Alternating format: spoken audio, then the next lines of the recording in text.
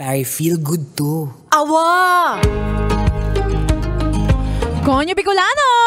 Robin Sena! Naranasan mo na bang maabutan? Ay. Tulad niyan, local elections ngayon, di ba maraming mga abot-abot dyan? Ay, oo. Oo, naranasan ko ng maabutan. Ay, totoo? O, ng kamay. Oo, ng kamay. O, ng Ay. kandidato. Oo, kinakamayan lang ako. Ganun lang. Kala mo may something. Kaya nga. Pero never ko pang na-experience. Though naririnig ko siya, like super legit. I hear a lot of wonderful things about abutan. I'm hearing a lot of wonderful things. Pero hindi natin, ayoko nang ganun. Kasi ibig sabihin lang nun, for me lang to pang iinsulto yun sa karapatan ko. Ay, so ibig sabihin nun, kaya mong bilhin yung karapatan ko. O, diba may pinaglalaban ng Konyo Bicolano? Oo, kaya nga, hindi na ako bumabalik ng Bicol. Oy, pero I definitely agree with you. Kahit ako hindi pa ako naabutan Siguro kasi alam nilang lumalaban ako. Oo.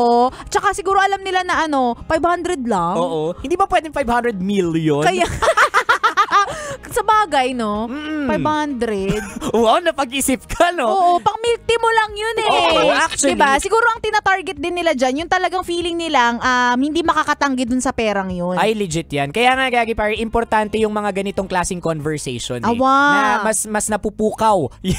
Mas nagigising yung mga ganong klaseng grupo ng mamamayan natin na ay hindi pala talaga okay. Oo. Kaya wag niyong tatanggapin kapag ganyan. Oo, dapat 500 million. Totoo. Ay, nako. Kaya eto, Kabisyo, dahil local elections ngayon, eto, ibibigay namin sa iyo ang huling dalawang mga ganap sa election. Election pala. Hala ko local election, di ba? Ay, sorry.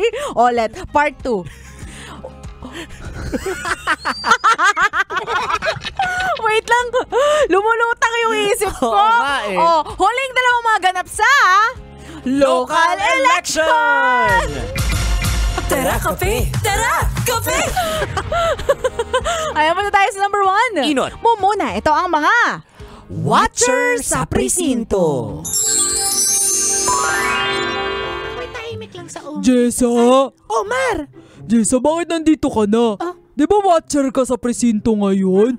Hindi pa tapos ang botohan alam ko, pero umuwi na ako kasi parang wala namang nangyayari doon. Ha? Anong ibig mong sabihin, Jessa? Di ba watcher nga ako? Watcher nga ako doon pero walang TV. O kaya kahit wifi man lang. So anong papanoorin ko, di ba? Kaya nga tinawag na watcher para manood. Kaya ayun, umalis na lang ako. Jessa, ang bobo mo. Ano ka ba? Paul watcher ka doon. Hay nako, Mar, basta na-bored ako. O siya, mauna na ako at magre-rejob na lang ako. Ay, bobo. Ayan. Ito yung mga watcher sa presinto na na importante din ang role. Wow. Oo, sila yung mga mata natin Sobra talaga. Kaya itong si Jessa, hindi ko lang ba't nakuha itong Paul Watcher. Kaya, pero di ba may bayad yan? May sweldo ang pagiging watcher? Oo. Lalo na may pakain din yan and all. So kung ganyan, ayusin mo, Jessa. Kaya nga.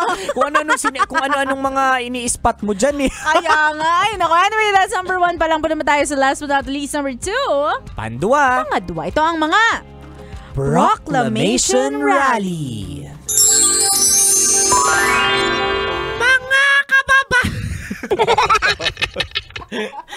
Mga kababayan, maraming salamat po sa pagboto ninyo sa akin. Opo, dahil dyan super happy po talaga ako. Salamat po sa suporta!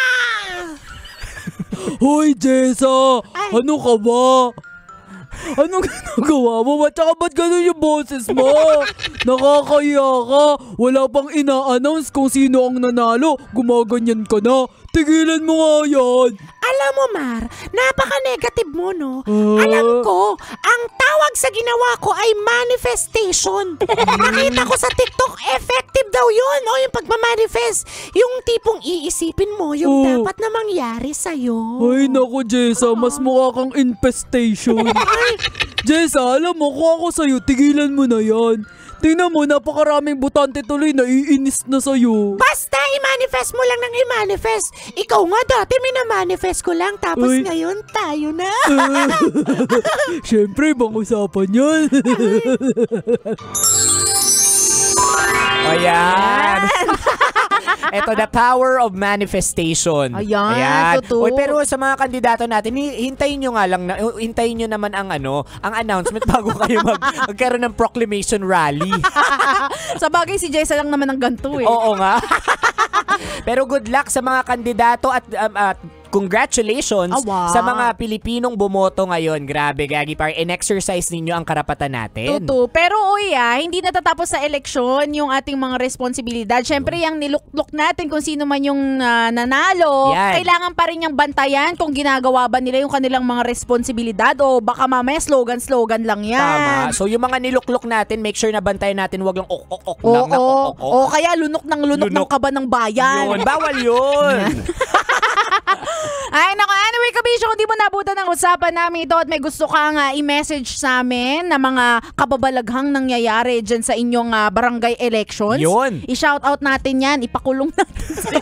Makapangyarihan. Kaya nga. Ako sa aking Facebook, Instagram, Twitter, TikTok at DJ Robin Shena. Same socials mga broskies at Konyo Bicolano. O siya, Kabisyo, makakasama nyo pa kami hanggang mamayang 3:00 ng hapon para bigyan pa kayo ng mga signs, tips at skits sa buhay-buhay. Muli din si Sir pinakamagandang probinsyana at DJ Robin Shena. Your Uragong broski like super legit and all Konyo Bicolano po. Dito lang yan. Alam mo, pwede ka na nga tumakbo sa diba? Bicol. Pwede na, no? Oo. Dito lang yan sa Tara Kape sa 90.7 Love Radio. Feel good ay Gagi pare. Awa. Tara Kape Love Radio.